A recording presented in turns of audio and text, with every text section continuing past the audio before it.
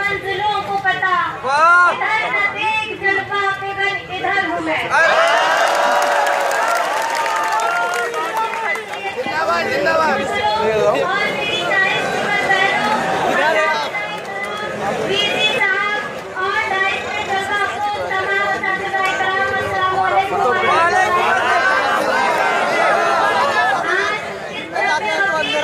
सबसे पहले मैं अपने 28,886 तलबा का शुक्रिया अदा करना चाहती हूँ। सोच के जरिए इम्तियाजी जिद्दियत को ऊपर रखकर मुझे वोट किया। मैं तस्लीम करती हूँ और आपसे वादा करती हूँ कि आपके एहसास व जज्बात की तर्जुमानी मेरा अपनी फरीदा रहेगा।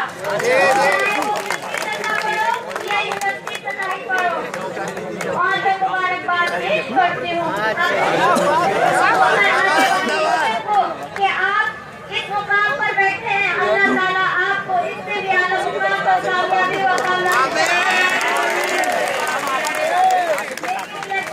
होने के बाद भी मैं आज बिल्कुल सच बात कहने जा रही हूँ। दिलों की बस्तियों में आपकी तपिश को महसूस कर रही हूँ। उसके खात्मे के लिए सिर्फ इतना कहूँगी, चल रही है आपने सारे दिलों की बस्तियाँ, चल रही है आपने सारे दिलों की बस्तियाँ। मुस्तकिल मौसम यहाँ बारिशों का चाहिए, दोस्तों की राजनी को दूर करने के लिए हर शहर में चाहिए। हमारे सामने यूनियन की शक्ल में आ चुका है और मैं इनसे कहती हूँ कि आप अपने काम को प्यार मोहब्बत से बांटिए, क्योंकि प्यार से बढ़कर नहीं दुनिया में कोई रोशनी। पी गई ये रोशनी तो आए ना हो जाओगे। गुफ्तगू मीठी करो हर से झुककर मिलो, गुफ्तगू मीठी करो हर पद से झुककर मिलो, दुश्मनों के बाद से दिल रुबा हो जाओगे।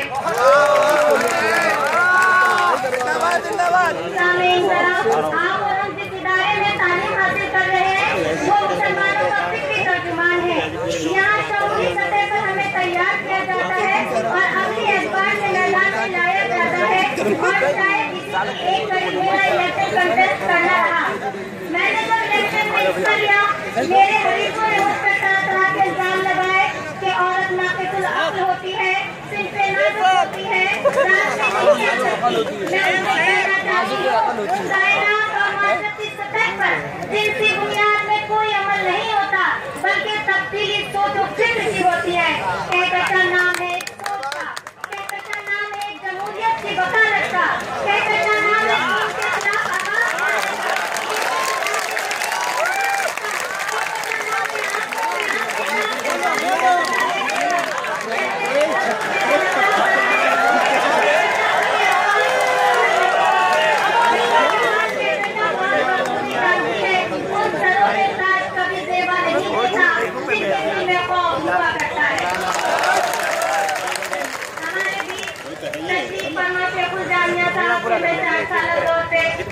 अच्छी और बुरी दोनों तरह से आप तारीफ लगाती हूँ। अच्छे काम ये है कि इन्होंने ब्रिज कोर्ट से नवाजा, अच्छे काम ये है कि इन्होंने इंटरप्रेट डायलॉग जैसे का कयाम किया, लेकिन बुरा काम ये है कि इन्होंने बनाया।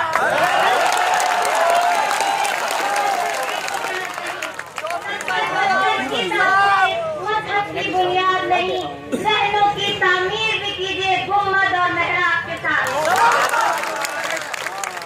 आप अपने 4 सालों दौर पर खुद ही जायजा लीजिए। आज दिन भर में कभी हमारी बहनों रातों में बैठ के धरने देती हैं, कभी यूनियन की बहाली के धरने होते हैं, कभी एएनटी मॉनिटर कलेक्टर के धरने होते हैं, कभी हॉस्टल अलॉटमेंट के धरने होते हैं, कभी पीएचडी एडमिशन के धरने होते हैं।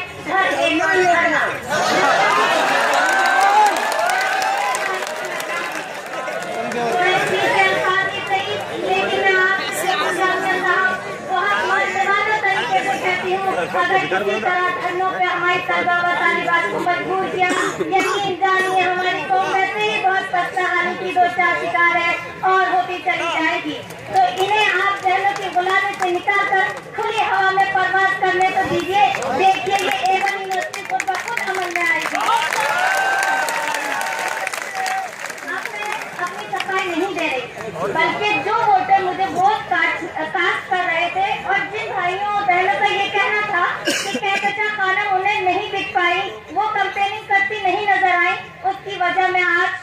इंतजामिया साहब आपको बताना चाहूंगी, क्योंकि जहां मैंने इंतजामिया पे इल्जाम लगाया वहां आपने एक छोटा सा जुमला कहा कि आपको उसकी खबर न थी, और ये बहुत सही है कि हो सकता है आप तक वो खबर ना पहुंची हो। मैं इसकी कसूरवार आपको नहीं, लेकिन आपकी इंतजामिया को जरूर मानती हूँ। सबसे पहले जब मैंने आईजी में डोर टू डोर जाने की बात करी तो आईजी की प्रवोस्ट ने कहा रूल बदल गए हैं, वीसी साहब ने डोर टू डोर जाने से मना किया, अगर आप जबरन गए तो आपको फॉर्म को कैंसिल कर दिया जाएगा। क्या ये इंसाफ की बात है?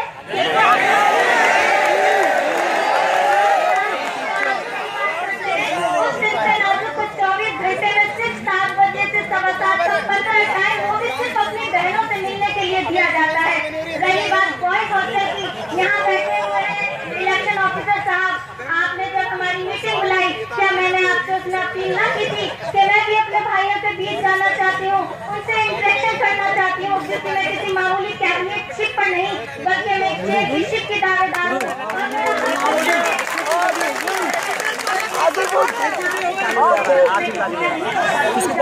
मैंने कहा मीटिंग में दीजिए, साथ मुकर गए।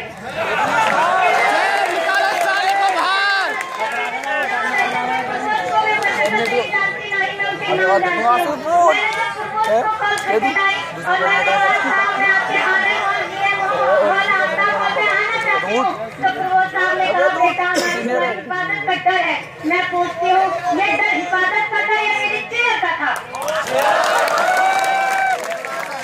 इंतजामिया को बस इसी चीज से मैं मुखातिब करना चाहती हूँ, कट्टी तेरा दरिया, कट्टी तेरी दरिया तेरा, साहिल पे है कब्जा तेरा, साहिल पे है कब्जा तेरा, सारे खुदा तेरे सही पर एक खुदा मेरा भी है। जला तो घर मेरा, सारा शहर जल जाएगा, सब फैसले तेरा सही, एक फैसला मेरा भी है। मुझे नहीं पता कि आप में से किसने मुझे वोट किया,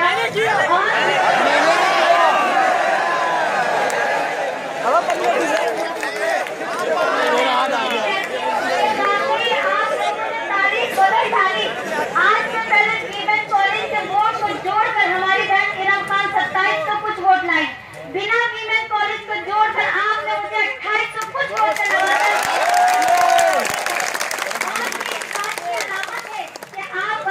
जेंडर वाइज नहीं रहे, आपने अपने 3 कैबिनेट निकाले, अगर कुछ और सपोर्ट हो जाता तो आपकी ये बहन भी निकल जाती।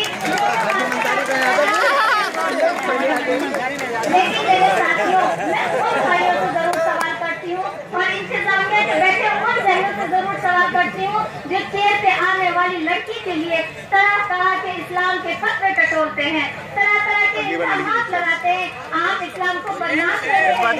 हमारे नबी की तारीफ कुछ इस तरह है कि अपने बच्चों के साथ बराबरी का हक दो, अगर मुझे फजीलत की जाती तो मैं अपनी बेटियों को फजीलत देता। साथियों,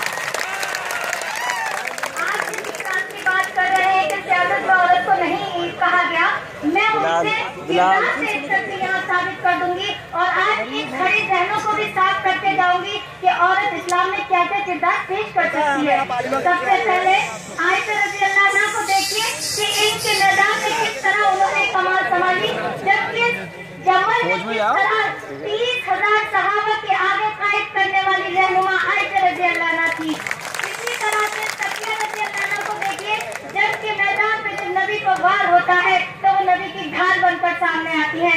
इसी तरह हफ्सा रज़ी अल्लाह अन्हा को देखिए, घोड़े पर सवार हाथ में तलवार लिए और मैदान में लोगों के सर काटती हैं। ये तो वो निशानियां, वो अलामत है जो जंग के मैदान से। अगर आपको सियासी और कायदाना बसीरत देखनी है तो हजरत ज़ैनब का यजीद के दरबार में खुतबा करबला देखिए कि किस तरह से उन्होंने अपनी आवाज को बुलंद किया। मैं यहाँ क्यों आई, मैंने चेयर क्यों चुनी अपने लिए, उसकी वजह भी मैं बता दूं। आज एक में नहीं बल्कि मुल्क की सतह पर भी मुस्लिम खवातीन को अपने किरदार पेश करने की जरूरत है। तो आप कहते हैं कि इस्लाम ने औरत को घर की जीनत कहा, जरूर कहा। और अल्हम्दुलिल्लाह हिंदुस्तान की 20 से ज्यादा की आबादी यानी 80% आबादी मुस्लिम खवातीन है, लेकिन वो खवातीन जिनमें समाज को डील करने की सलाहियत हो, जिनके अंदर सियासी बसावत हो, उन्हें आज मैदान में आने की जरूरत है। उसकी वजह यह है कि आपने चुपी नहीं, माओ की कोख को चीर के बच्चों को नजरे आतिश किया जा रहा है। बटला हाउस पे हमारे भाइयों को शहीद किया जा रहा है। दहशतगर्द कहकर हमारी बहनों के सुहागों को तलाशों में तले दबाया जा रहा है। मस्जिदों में ताले लगाए जा रहे हैं। दहशतगर्द कहकर नए जवान को पढ़ने से हटाया जा रहा है। और आप कहते हैं बहन घर की जीनत है। जीनत है, लेकिन जब उसमें सलाहियत हो तो वो समाज भी संभाल सकती है।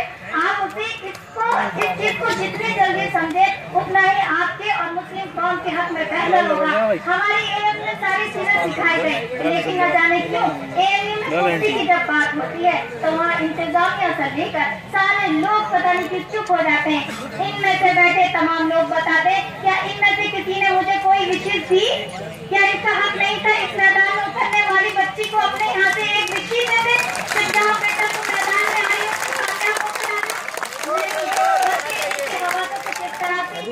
तो मैं इनकी कुर्सी पे बैठ गई।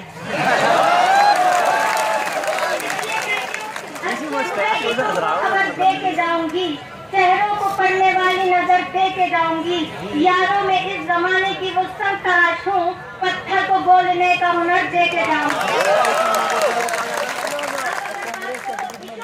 तो सारे इश्यू हमारे भाई आपने बहुत अच्छे से बताए, लेकिन अब मैं उन बातों को बताने जा रही हूँ जो चीज मैंने बजाते लड़की होने के नाते एएमयू के हॉस्टल में महसूस करी। नंबर 1, हम जब लड़कियां हॉस्टल में जाते हैं हम पे एक्स्ट्रा चार्ज ठोक दिए जाते हैं। अगर गलत है तो आप जाके डालो। अगर खिड़की टूट जाती है, चाहे वो हवा से टूटे या लड़की के धोखे से टूटे, 100 रुपए चार्ज लग जाते हैं। अगर गलत है चार्ज लग जाते हैं। अगर वो थोड़ा सी ताकीर कर देती है तो गैस को घर से बाहर ही रखते हैं, यानी हॉस्टल से बाहर ही बैठा देते हैं। अगर वो फीस जमा करने में किसी मजबूरी के तहत 3-4 दिन देर जाती है तो उससे 500 रुपए चार्ज लिए जाते हैं। आखिर ये चार्ज पे चार्ज कब तक चार्ज करोगे?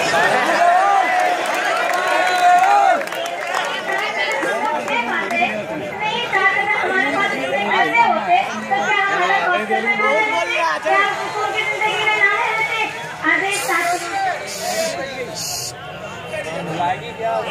पगली रुलाई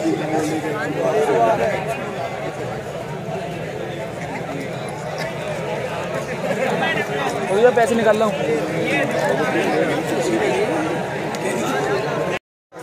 आप एक तरफ तो बहनों को सेफ्टी दे रहे हैं, आप कह रहे हैं कि 6:30 बजे आप हॉस्टल में आए, लेकिन अगर किसी मजबूरी के तहत, किसी कॉन्फ्रेंस के तहत, किसी प्रोग्राम के तहत जो कि यूनिवर्सिटी में हो रहा है और आपके इल्म में भी है, अगर उसके तहत वो बहन बाहर से आने में ताखीर होती है तो आप पूरी रात उसको हॉस्टल का साया छीन लेते हैं। अब आप बताएं, क्या वो पूरी रात बहन सड़कों की धूप चाटे या किसी होटल में कमरा ले या फिर किसी के घर जाके भीख मांगे कि पूरी रात मुझे गुजारने दो? अगर आपका रूल ये हिफाजत का मबनी है तो मैं कहती हूँ ऐसी हिफाजत की जरूरत मेरी बहनों को नहीं। मेरी बहनों की हर गलती की वजह से वो काफी है, आप उनसे माफी का लेटर लिखवा लें। लेकिन अगर वो यूनिवर्सिटी के प्रोग्राम या दिल्ली में होने वाली कॉन्फ्रेंस या किसी वर्कशॉप के तहत लेट आती है तो आपको इस बात का कोई हक नहीं कि आप उन्हें पूरी रात मर जाते हैं। तो जरा इस बात में मेरी यूनियन और शेखुल जामिया जो कि मेरे वालिद मोहतरम की हैसियत रखते हैं इस तरफ तवज्जो फरमाएंगे। इसके अलावा एक और चीज जो बहनों के ताल्लुक से मैं कहना चाहती हूँ कि हमारे यहाँ की जितनी भी प्रोस्ट है वो अपने आप में हिटलर है।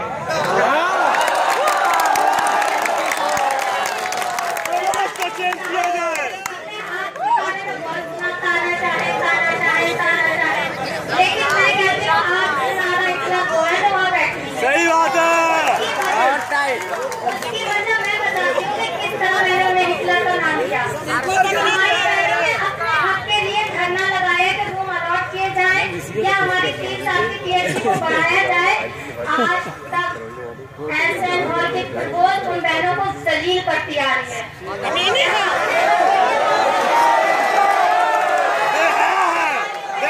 अरे नहीं भाई, कंट्रोल करो। स्पीच सुनना डेमोक्रेटिक राइट है और जब तक हम कैंडिडेट को नहीं सुनेंगे हम अपना अहम वोट नहीं डालेंगे। मैं तो बोलेगा तो वो सुनने के बाद जब वो वापस गए, हर बहन से माफीनामा लिखवा लिया गया। आप जरा बता दीजिए वो कौन सा गुनाह कर रही थी तो माफीनामे भरवाए गए?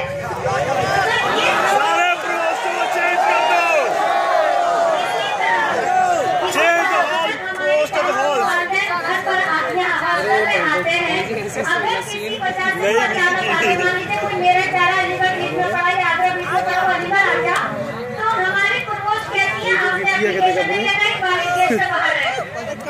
क्या आपको ये सवाल करेगा कि आपका असली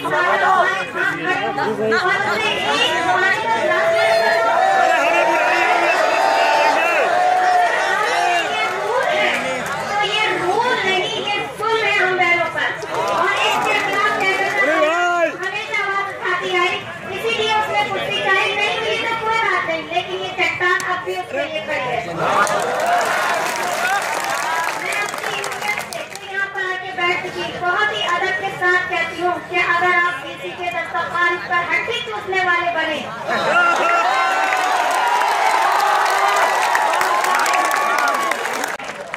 और जो मैंने मेरी बेटी है उससे कहती हूँ एक बेटा कानून दबा दी गई, लेकिन अभी आपके 5000 बेटा कानून जिंदा है।